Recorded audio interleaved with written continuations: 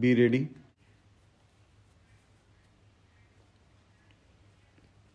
Five seconds.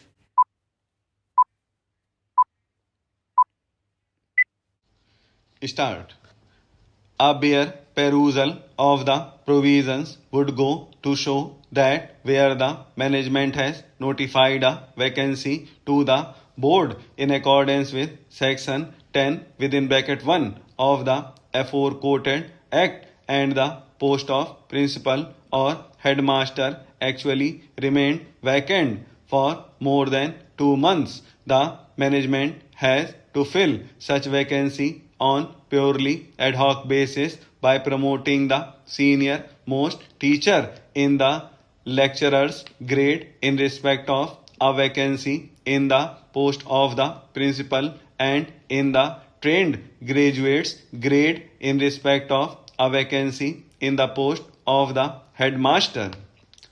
Subsection 2 of Section 18 provides that where management fails to promote the senior-most teacher under subsection 1, the district inspector of schools has been authorized to issue the order of promotion of such teacher, and the teacher concerned shall be entitled to get his salary as the principal or headmaster, as the case may be, from the date he joins such post in pursuance of such order of promotion.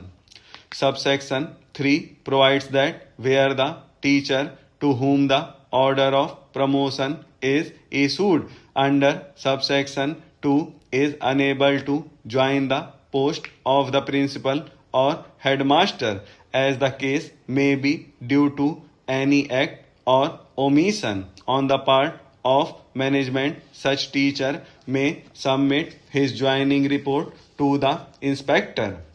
and shall thereupon be entitled to get his salary as the principal or headmaster, as the case may be, from the date he submits the said report.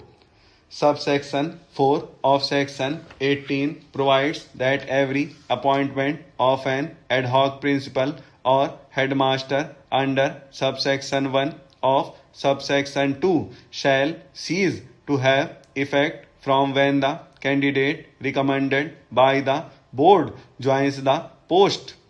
Section 21. The management shall not accept with the prior approval of the board dismiss any teacher or remove him from service or reduce him in rank or reduce his emoluments or withhold his increment for any period, and any such thing done without such prior approval shall be void.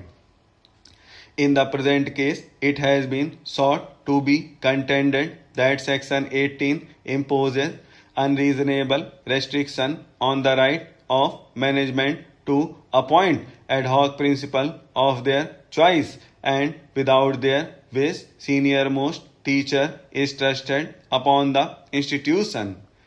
In the present case, Section 18, as has been noted above, confers right on the senior most teacher to be appointed as ad hoc principal of the institution. Said appointment is made when the management has notified the vacancy to the selection board and post in question remained actually vacant for 2 months. Then in this contingency, till regular selection is not made by selection board, senior most teacher is to be promoted.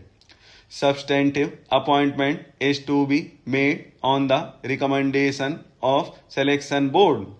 Once in the matter of substantive appointment on the post of principal, no role is assigned to be played by the management, then certainly in the matter of ad hoc promotion of principal, management cannot have any legitimate grievance of their right being infringed.